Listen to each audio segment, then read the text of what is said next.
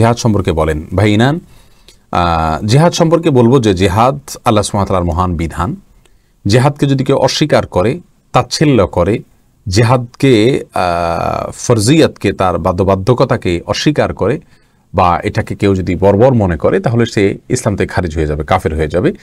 আর এই জিহাদ, এটার সাথে আবার জেহাদের নামে যদি কোনো কেউ সন্ত্রাস করে, জেহাদের নামে যদি কেউ এমন কোনো কাজ করে যেটাকে জেহাদ বলা যায় না, শরীয়তের জেহাদের সংজ্ঞায় না পড়ে না, ওলামা একরাম, পৃথিবীর ওলামা একরাম যদি সেটাকে জেহাদ হিসাবে আখ্যায়িত না করেন, এবং না করেন বলতে সেটা যদি ওই গ্রাউন্ড থেকে না করেন, শরীয়তের গ্রাউন্ড থেকে, তাহলে সেক্ষেত্রে সেটাকে জেহাদ না বলে আমরা সন্ত্রাসী বলবো, যদি সেটা প্রকৃত অর্থে সন্ত্রাস হয়।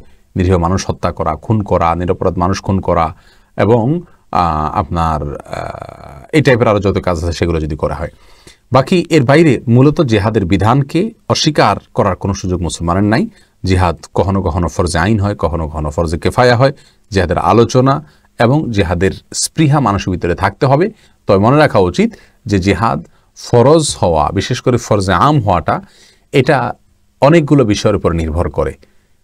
আমাদের দেশে প্রচলিত যে সমাজে আমরা আছি, এই সমাজে আমরা এই দেশের মধ্যে থেকে আমাদের জেহাদ করার স্কোপ নাই। এই জন্য যে এই সমাজের ভেতরে আমরা যারা অমুসলিম আছে তাদেরকে আমাদের সরকার থাকার অনুমোদন দিয়েছেন, তারা অনুমোদিত, তারা দেশের নাগরিক, তাদের জান মাল রক্ষা করা আমাদের জন্য কর্তব্য। নবী সাল্লাল্লাহু আলাইহি ওয়াসাল্লাম বিভিন্ন হাদিস থেকে সেটি বোঝা যায়। আর এর বাইরে এখানে আপনি কার সঙ্গে জেহাদে লিপ্ত হবেন? যদি কেউ মুসলমানের ভান ধরেন কিন্তু ভেতরে ভেতরে তিনি অমুসলিম বলে আপনার মনে হয়, তাহলে মুনাফিক, আর তার সাথেও আপনি জেহাদ করার কোনো সুযোগ নাই। আর তাছাড়া ব্যক্তিগতভাবে কোনো মানুষ যদি অন্যায় করে, এমনকি কুফরি করে, আপনি তাকে হত্যা করে ফেললেন, এরকম যদি দায়িত্ব আপনার কাঁধে তুলে নেওয়ার অধিকার আপনাকে আমরা দেই, তাহলে সেক্ষেত্রে সারা দেশেই বিশৃঙ্খলা হবে।